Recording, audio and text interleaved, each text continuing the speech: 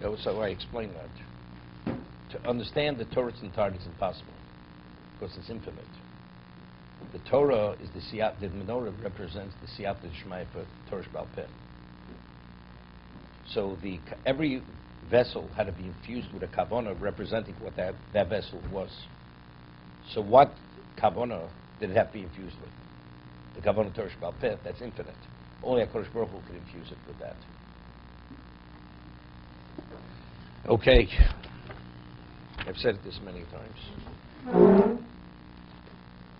Rabbi Kalatsky said it many times. Okay. We left off Reish Tezvav Yud Aleph. This is the 11th characteristic one needs for the retention of Torah, for the acquisition of Torah. Pupil HaTalmidim. What's Pupil HaTalmidim? This is the dialogue and the interaction between students discussing the Torah subject.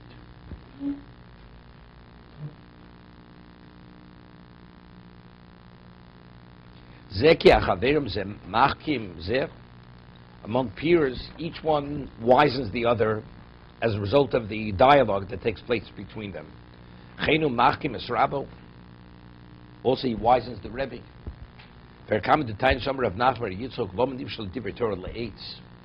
Right? Why are the words of Torah compared to AIDS? To a tree?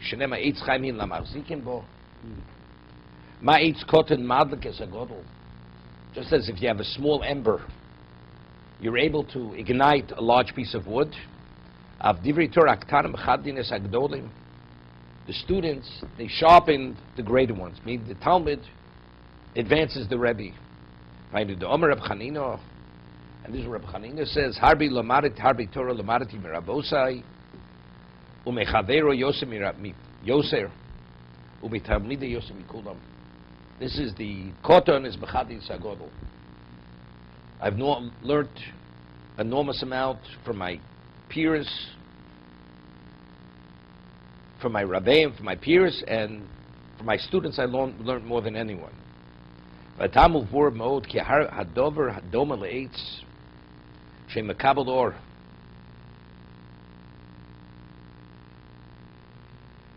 Hadover hu mevur ma'od ki hadover dover le'etz she'mekabel or.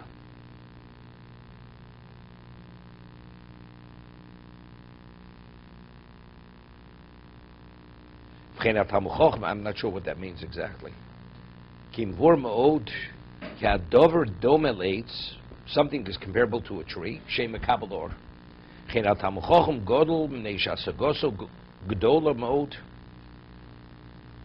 says a Talmud Chacham is great. Why is it considered great? Because what he's able to grasp and fathom is great.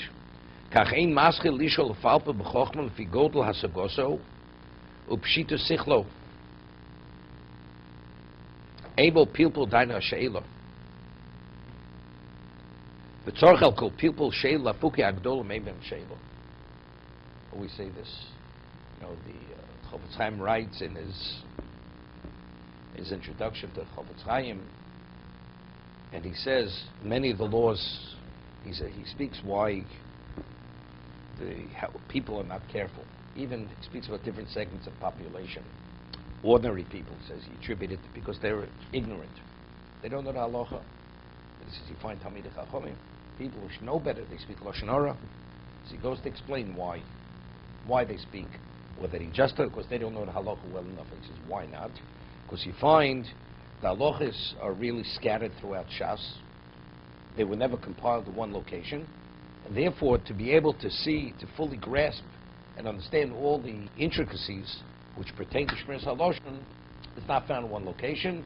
Therefore, that's why things are so weak when it comes to this. Then he says, even the Rishonim, and he says the Rambam and the Rabbi Yonah and the few what he quotes, he says, when Rishonim, when they write, firstly, very often they don't cite the sources, and they write in a very concise way. They don't write in a lengthy manner. And therefore, that's the reason why people fully don't understand even what they do present. Okay? So what he's saying over here is, The whole concept of pilpul. Pilpul. One asks a question, one responds. Then one questions the answer. And it's a dialogue back and forth.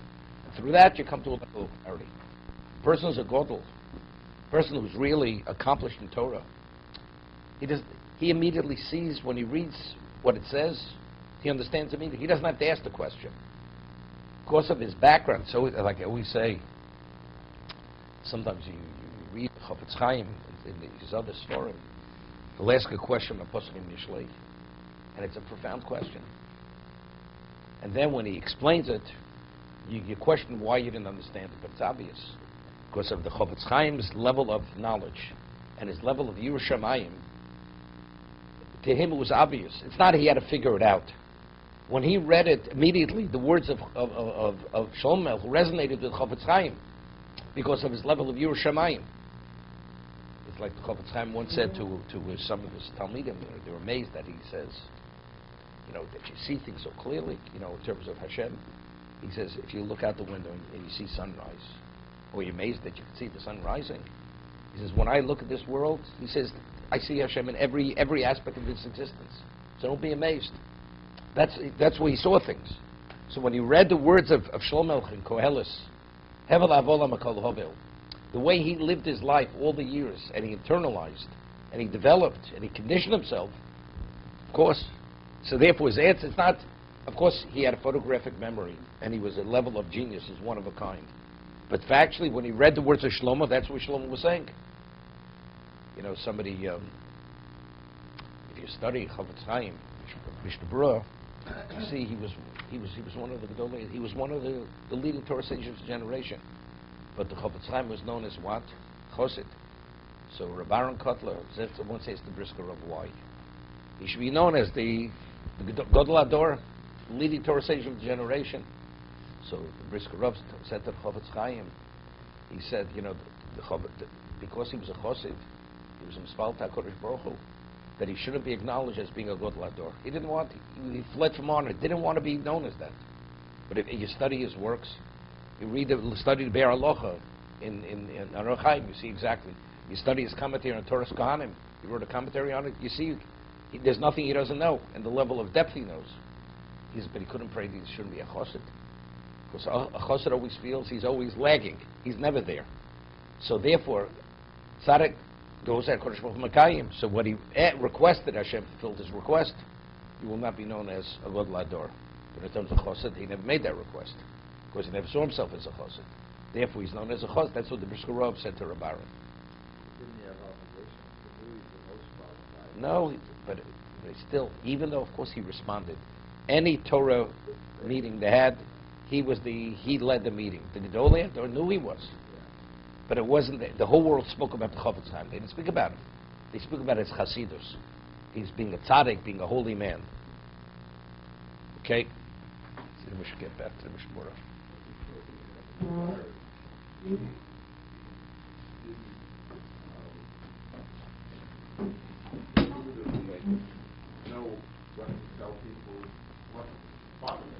I'm not talking about Ruach HaKodesh.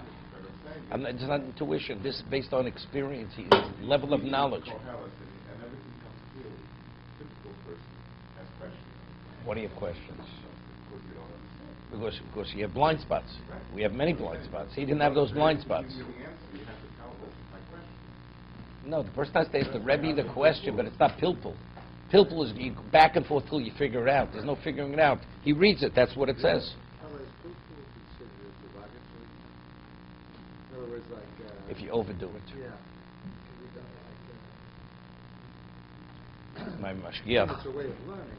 My mashgiach, years ago, in yeshiva, we learned much more quickly. We covered much more ground. Today, they don't cover that much ground. And the people from the previous generation, they were very upset. Rabbi Aaron was upset. Rabbi Moshe they were all upset. Rabbi Yaakov. They, you stay too long on something, you can end up knowing nothing. So my mashgiach, many years ago, he gave a shmooze. This is a very long time ago, and he quoted a Maral. The Maral refers to this kind of person as Chocham HaMefalpel. You have the ability to enter into this kind of intellectual discussion. But what do you end up? You end up a chacham. What's the degree of knowledge you have? You don't study anything. You're always you have an analytical ability. It begins with that and ends with that. You say something, I'll ask a question. You respond. Go back and forth for 25 days. Now what? So after we've gone back, now what do you know? Well, you know, I could take anybody apart. The person prides himself. But what do you know? You know nothing. You have to cover ground. And as you have more knowledge, then you have a whole different understanding of what it is. Many of the questions are never questions. But many of the questions, no, of course, everybody agrees there's a degree of question you have to ask, but you can't overdo it.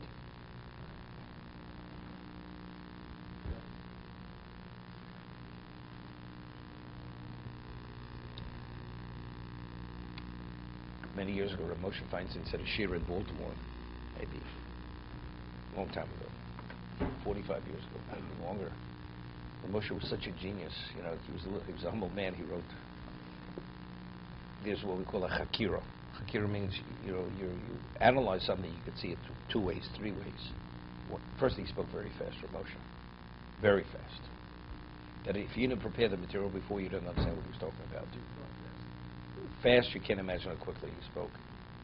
But when he would say something, he would present it, that you could see that immediately 8 different ways how you could see the same thing.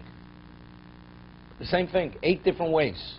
And then he would start bringing proofs, which is the correct way to see it, from all over Shas. I'm just saying that's the way he presented something. Was it 45 years ago? Probably they had these big recorders with these big wheels on, these big tapes. So they made sure it was recorded. I'm sure it was recorded.